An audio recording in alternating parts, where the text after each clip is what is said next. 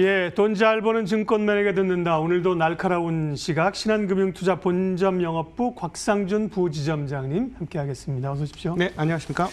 주가가 오르면서 수익을 보는 게 최고 행복한 거죠. 근데 이제 하락 쪽에 베팅을 해서 떨어지면 돈을 버는 건데 지금처럼 하락 베팅했는데 오르면 이제 괴로운 분들도 있는데 시장 흐름이 미중 무역 전쟁 얘기가 다시 나왔고요. 경제 재개에 대한 기대감이 좀 상충합니다. 누가 더 힘이 셀까요? 오늘은 경제 재개가 그렇죠? 힘이 훨씬 더 네. 셌고요. 오늘 무역 대표부에서 한 얘기를 우리가 기억할 필요가 있는데 물론 메이라는 표현을 했어요. 그렇게 할 걸 이런 표현이죠. 예. 네, 뭐라고 했냐면 1년 정도 중국의 그 관세 유예해 준 것을 더 유예해 주겠다. 관세 낮춰준 것을 더 유예해 주겠다 했어요. 그럼 이 말은 무슨 말이냐면 트럼프가 그저께 했던 얘기하고 상반되는 얘기죠. 너희들 뭐 코로나 때문에 우리가 이렇게 당했으니 너 이거 안 하면 또 관세할 거야 이렇게 얘기를 했죠. 근데 사실은 이 뉴스는 굉장히 나쁜 뉴스예요. 제가 판단할 때는 예, 매우 나쁜 뉴스고 지금 글로벌 경제를 보면서 이번 코로나 사태로 인해서 모든 국가의 어떤 교역은 이루어지고 있습니다만 왕래가 끊어졌지 않습니까?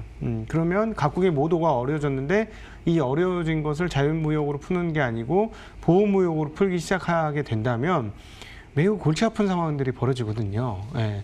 근데 사실은 그러면 미국도 피해요. 뭐 예를 들어서 퀄컴 같은 애들이라든가 AMD 이런 애들 어디다 더 많이 물건을 팔겠습니까? 결국은 중국의 제조 메이커들을 통해서 물건을 파는 건데요. 그렇지 못한다면 그거가 끊겨진다면 상당히 어려워지겠죠. 근데 어찌되었건 이 부분이 어떻게 될지는 봐야 되겠고 트럼프가 이걸 코멘트할 때마다 시장은 충격을 받을 겁니다. 그렇게 보여지는데 일단 미국 무역 대표부는 1년 더 유예한다는 식으로 다 얘기를 했기 때문에 트럼프가 지금까지 했던 얘기는 일단 뻥카다 이렇게 볼 수 있는데 이분 특징이 뻥카를 계속 뻥카를 해서 진카로 바꿔버리잖아요. 그렇죠. 네, 그런 성향이 있어서 그 부분은 그래서 여전히 이제 시장의 가장 큰 부담 요인으로 다가왔다. 지금 코로나 사태와 관련해서 실질적으로 뭐 감소가 우리나라처럼 본격화되거나 이런 건 없습니다. 그럼에도 불구하고 경제 재개에 대한 기대감들이 월등히 크게 자리 잡으면서 그런 것들을 싹 무시하고 있는 상황인데요. 어쨌든 이 무역 문제가 계속 불거질 때마다 시장은 좀 흔들릴 것 같고, 그다음 뭐 아까 그 인버스 얘기도 해야 되나요? 아닙니다. 편하신 대로. 네, 인버스 저는 이번에 개인들이 정말 스마트하게 잘 들어갔다고 생각해요. 네. 그러면서 굉장히 좋은 결과를 지금까지 얻은 거죠. 사실 1600 이하부터 들어오신 분들은 굉장히 좋은 결과 얻었고 1700 미만도 굉장히 좋은 결과를 얻으신 거예요. 근데 이제 여기서 자꾸 시장을 예측하려 드는데요. 저는 그건 실수하는 거라고 생각합니다. 시장 예측이 잘 맞을까요? 그렇게 잘 맞지 않을 겁니다. 그리고 또 하나 지금의 여러 변수들이 코로나 사태 때문에 시장이 못 오를 것이다. 이건 말도 안 된다라고 생각하시는 분들이 있는데 코로나 사태 자체도 말도 안 되고 코로나 사태인데도 오르는 것도 말이 안 되지만 정말 말도 안 되게 돈이 많이 풀려 있어요. 지금 미국의 M2 증가를 보면 기가 막힌 상황이고요. 그다음에 이제 미국 재무부가 예상하고 있는 2분기 미국 국채 발행량이 3조 달러예요. 미친 수준입니다. 이건. 그러니까 뭐냐면 단선적으로 시장을 봐가지고 큰 코 다쳐요. 왜냐하면 그 변수들이 너무나 복합적으로 여러 개가 떠 있기 때문에 이 변수들 중에 어떤 쪽으로 방향성이 잡히느냐에 따라서 그날 상황들이 다 바뀌는데 그걸 과연 정확히 맞출 수 있다? 저는 그렇게 생각하지 않아요. 저도 시장 맞추는 것들은 거의 내려놨습니다. 그러니까 이것 있죠. 한국에선 지금 제가 말씀드리고 있는 한국 시장에 대한 거는 1900 내외에서 주가는 비싸지 하나도 않다. 이렇게 얘기할 수 있다. 이런 정도예요. 물론 이제 앞으로 이런 정도의 교역량의 하락이면 경기 민감주들은 상당히 어려울 수 있어요. 무슨 화학, 철강, 기계, 조선 뭐 이런 쪽은 분명히 어려울 겁니다. 그런데 그러면 이것들이 지금 한국 시장의 모든 주력이냐? 상당히 중요한 위치를 차지한 것은 분명히 맞습니다만 사실은 총액 기준, 매출액 기준이나 이런 것들로 그다음 수익 기준으로 따져보자면 사실은 IT 쪽으로 좀 넘어가 있잖아요. 그런 측면에서 보면 IT의 전망이 그렇게 어둡냐? 저는 그건 그렇지는 않은 것 같아요.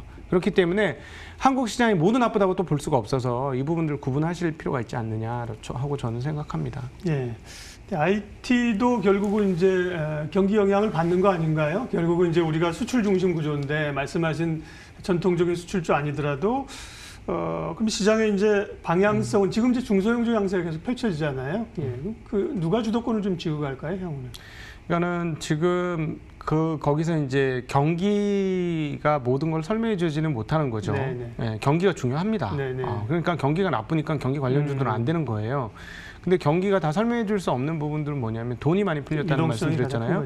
예, 유동성이 이렇게 많이 풀려 있는 상황이기 때문에 돈이 또 갈 데가 없잖아요. 지금 부동산이 꺾이기 시작하지 않습니까? 물론 부동산이 급하게 꺾이면 모두에게 저는 좋지 않다고 생각하는데 이렇게 살살살 꺾여서는 어떻게 되냐면 부동산에 투자할 대기자금들이 부동산에 못 가겠죠. 네, 미래에 대한 전망이 약화되면 그쪽 자산은 가기 힘들어집니다. 시세를 내기 힘들어지는데요. 그러면 이제 대기자금들이 움직일 거 아닙니까? 그걸 우리가 지난 1, 2개월 동안 보게 된 건데 이 흐름들이 지난 월요일 날도 어마무시한 개인들의 매수가 있었지 않습니까? 그러니까 이런 것들이 이어질 수 있다는 것이죠. 그러면 이 유동성 상황들은 그러면 어떻게 될 거냐? 줄어들 거냐? 그건 아니잖아요. 그러면 유동성 상황이 뭘 투자하겠어요? 경기가 하강 쪽으로 가고 있다고 느껴지는데 경기 관련주를 사겠습니까? 경기와 상관없이 괜찮다고 생각하는 업종을 사겠습니까?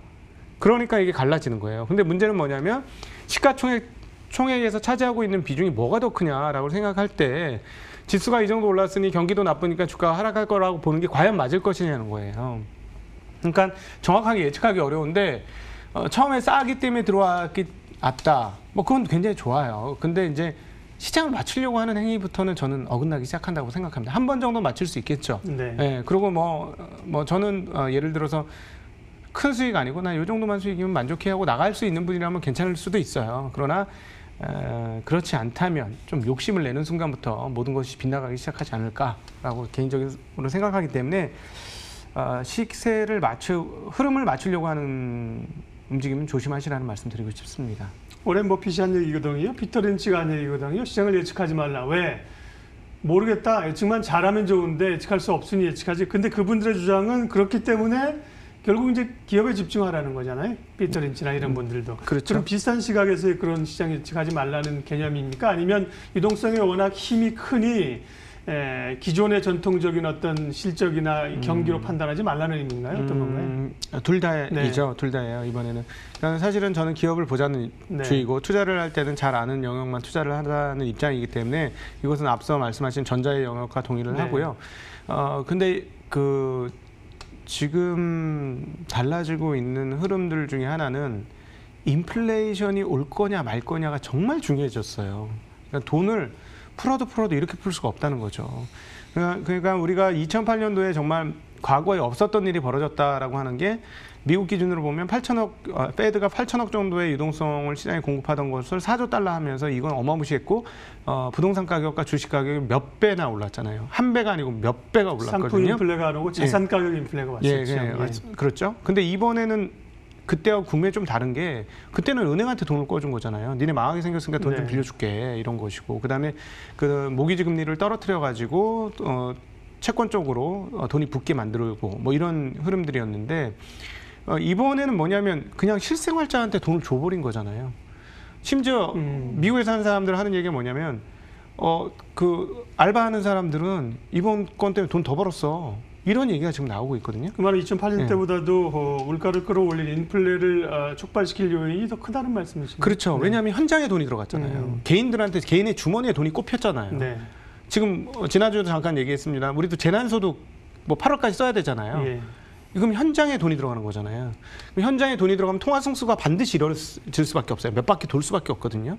그럼 이건 곧장 인플레죠. 그래서 그 인플레가 일어나는 것들이 이제 곧 가시화가 될 것인데 그것들을 보기 때문에 시장이 이렇게 나쁜 상황에서도 사실은 뭐 한국은 그렇지 않죠. 한국은 이제 코로나 거의 끝났으니 물론 이제 아직 조심해야 하지만 숫자적으로 봐서는 미국에 비해서는 거의 끝난 거나 마찬가지 아니냐라고 보여지는데 미국 같은 건 하나도 안 끝났거든요. 그럼에도 불구하고 이렇게 뜨는 것은 그것을 예상하고 있는 투자자들이 있기 때문에 그렇다. 이렇게 볼 수가 있겠죠. 그러니까 그런 어떤 뭐 우리가 원래 과거에 그런 하이 인플레이션이 아니더라도 지금 워낙 물가가 못 오르니까 물가가 좀 오르는 국면이 주식 자산 투자자들에게는 도움이 된다. 당연히 예. 그렇죠. 근데 이제 물론 저건 있어요. 생산성 향상이 워낙에 빠르게 이루어지고 있어서 그리고 또 자동화 시스템 이런 것들이 개별 단위당 제품 가격을 계속 올리진 않을 거예요. 네. 그런 측면에서 인플레가 잘 오지 않는 거는 여전할 겁니다. 그럼에도 불구하고 돈이 돌아서 생기는 인플레이션은 분명 어딘가 이 돈을 정착시키게 될 거라는 거예요. 그래서 저는 결국은 자산 가격 중에 일부는 가는데 한국 같은 경우는 지금 부동산이 조금 막혀서 그래서 지금 뭐 소위 말하는 동학 개미운동 등등이 계속적으로 끝나지 않고 이루어지는 이유가 아니겠느냐라고 보고 있습니다. 그래서 사실은 시장의 저평가 주식들을 잘 잡거나 아니면 배당을 보고 투자를 한다던가 이런 약간의 원칙을 가지고 투자하신다면 괜찮을 수가 있는데 시장을 맞추려고 하는 순간부터 어긋나기 시작할 거니 시장에 새로 들어오신 분들은 시장을 그렇게 만만하게 보시지 않고 투자를 그렇게 만만하게 보시지 않으셨으면 좋겠어요. 시장이 그렇게 만만하고 투자가 만만했으면 알고 있는 투자자들이 곳곳에 보일 건데 잘 안 보이지 않습니까? 예. 네. 돈 잘 버는 증권맨에게 듣는다. 오늘은 신한금융투자 본점 영업부 곽상준 부지점장님과 함께했습니다. 잘 들었습니다. 네, 고맙습니다.